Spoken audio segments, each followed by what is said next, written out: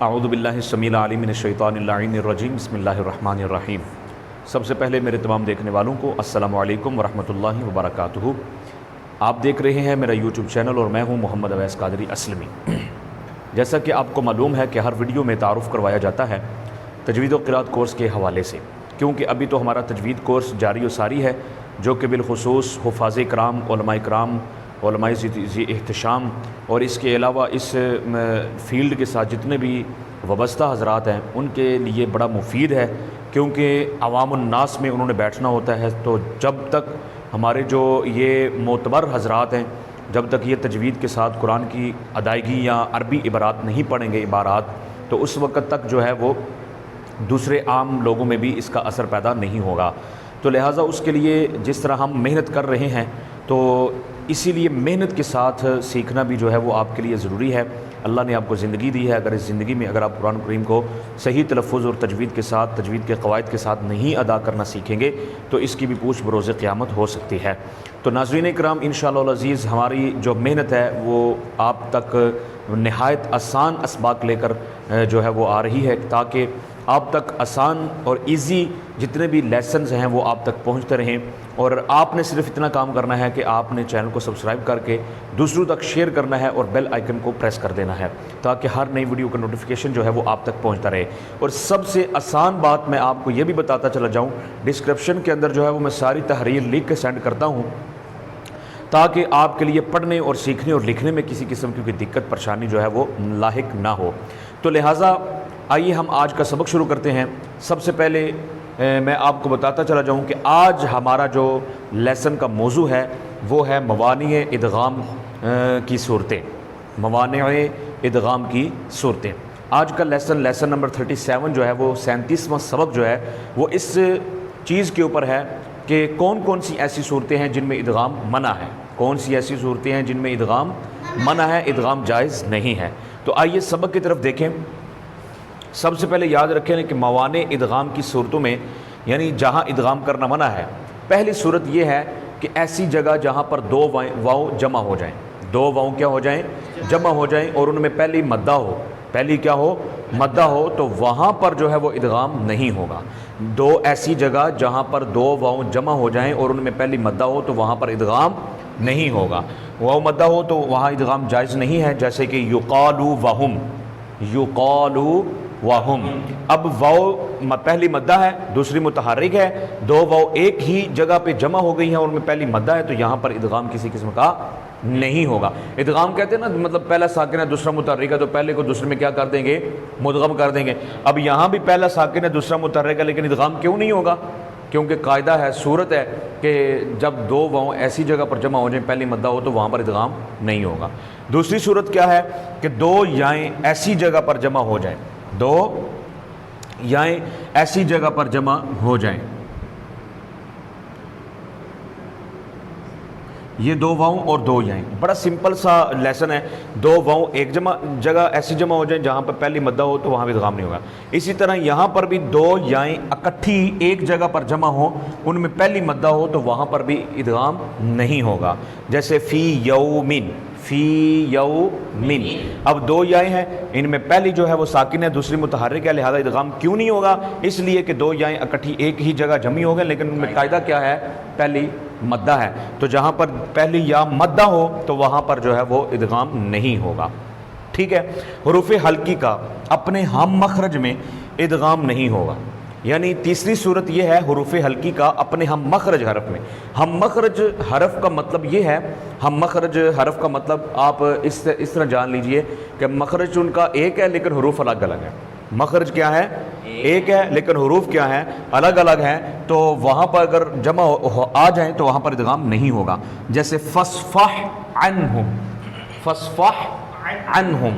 اب ہا اور عین، ہا اور عین، ان کا مخرج ایک ہی ہے، درمیان حلق کا درمیان والا حصہ، یہ عین اور ہا کا مخرج ہے، مخرج تو ان کا ایک ہے لیکن حروف کیا ہے، الگ الگ ہیں، عین اور ہا الگ الگ ہیں۔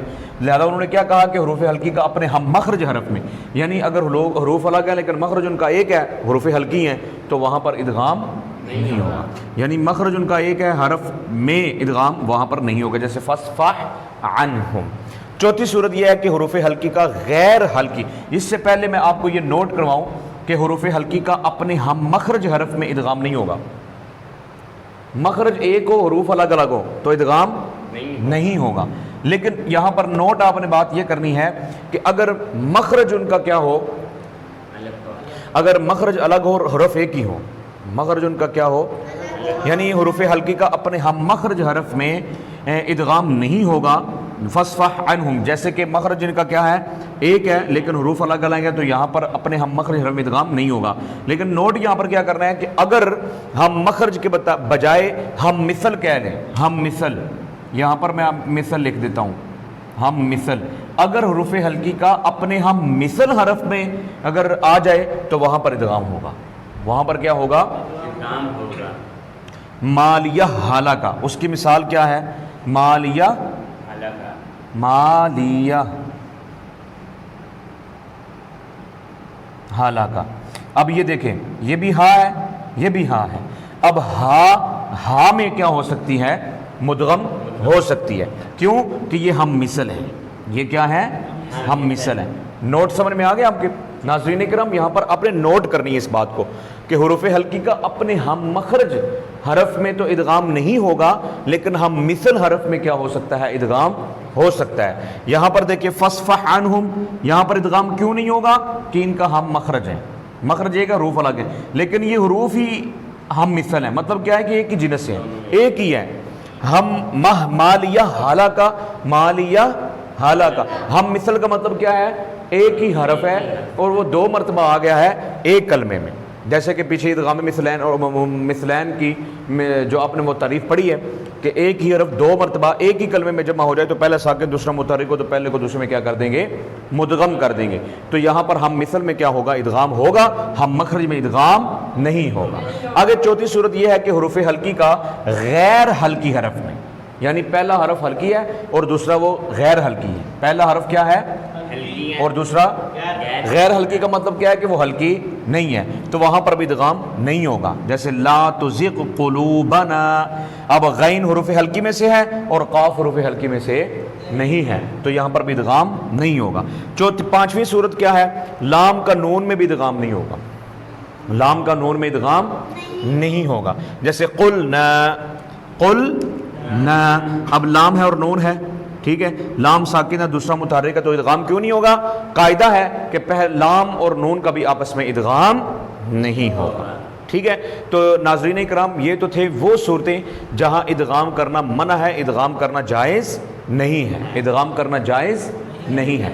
لیکن یہاں پر ایک بات یہ بھی یاد رکھ لیجئے کہ وہ کلمات جو ادغام سے مستثنیٰ ہیں، فار ایگزامپل یہ جس طرح یاسین والقرآن الحکیم، نون والقلم وما یسطرون، تو قراء کرام اور جتنے بھی مجودین ہیں وہ فرماتے ہیں کہ جس طرح یہ حروف مقطعات ہیں، یاسین والقرآن الحکیم، نون والقلم وما یسطرون، نون اور یاسین، ان میں بھی ادغام نہیں ہوگا۔ کس کے مطابق؟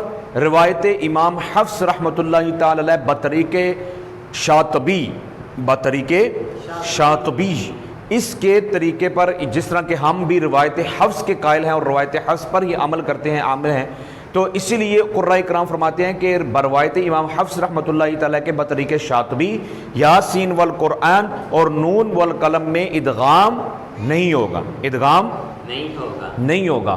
بات سمجھ میں آ رہی ہے کہ نہیں ناظرین اکرام؟ حفاظ کرام آپ کو سمجھ میں آ رہی ہے؟ کیسے؟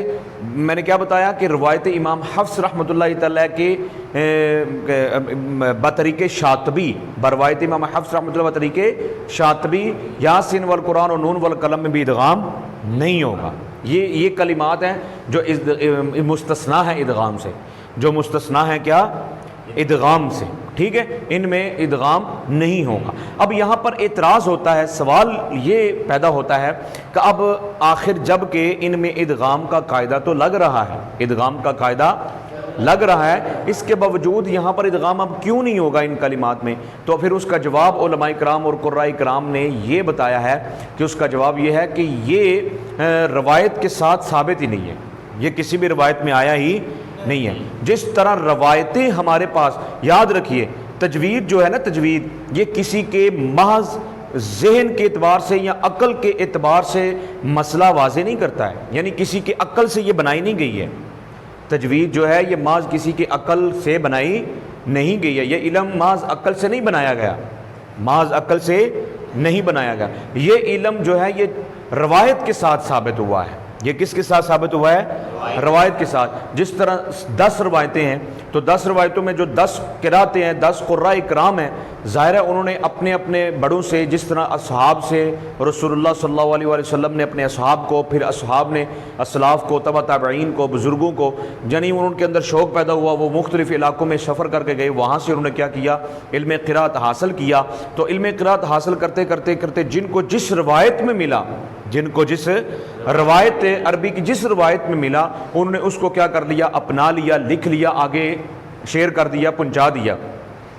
تو یہ ایک بالترتیب روایت کا سلسلہ ہے جو ہم تک پہنچتا ہے، اسے تجوید کہتے ہیں۔ اسے کیا کہتے ہیں؟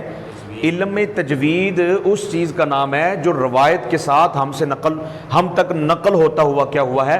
پہنچا ہے۔ تو لہٰذا پھر اس کا مختصر جواب یہی ہے کہ یہ جو کلمات استثناء ہے جو ادغام سے، ان کا جواب صرف یہ کہ ان میں ادغام کا قاعدہ لگنے کے باوجود ادغام اس لیے نہیں کرتے کیونکہ یہ روایت میں ہی نہیں ہے، روایت میں ثابت نہیں ہے۔ جس طرح روایت امام حفص ہے، اسی طرح روایت امام قاسائی ہے، اسی طرح روایت امام جو ہے وہ نافع ہے۔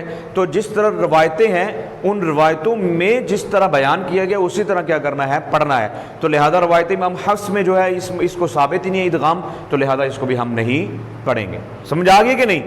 یاسین والقرآن اور نون والقلم، ان کلمات میں ادغام کا قاعدہ لگنے کے باوجود ادغام کیوں نہیں ہے؟ اس کا جواب کیا دینا ہے آپ نے؟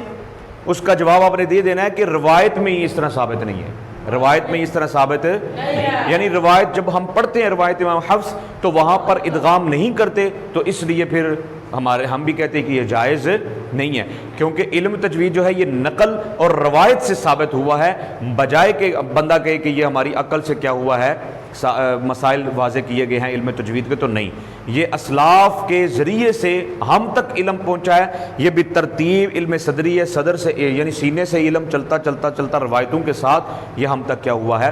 پہنچا ہے۔ قراء کرام کی جو روایتیں ہیں ان روایتوں کے مطابق پڑھنے کا نام کیا ہے؟ علم تجوید ہے۔ ان روایتوں کے مطابق پڑھنے کا نام کیا ہے؟ علم تجوید ہے۔ محض کسی کی عقل سے بنایا ہوا یہ علم نہیں ہے، سمجھا گے نا؟ اسی طرح روایت میں ادغام ثابت ہی نہیں ہے تو اس طرح ہم ان مستثنیٰ کلمات میں ادغام بھی نہیں کرتے۔ تو ناظرین اکرام، آج کا ہمارا لیسن کمپلیٹ ہوا۔ انشاءاللہ العزیز اگلے لیسن نمبر 38 کے اندر جو ہے وہ ہم پڑھیں گے غنہ کسے کہتے ہیں اور غنہ کی اقسام کیا ہے۔ تو آئیے انشاءاللہ العزیز اگلے لیسن میں ملاقات ہوگی۔ مجھے دعاؤں میں یاد رکھیے انشاءاللہ۔ اللہ حافظ۔ السلام علیکم ورحمۃ اللہ وبرکاتہ۔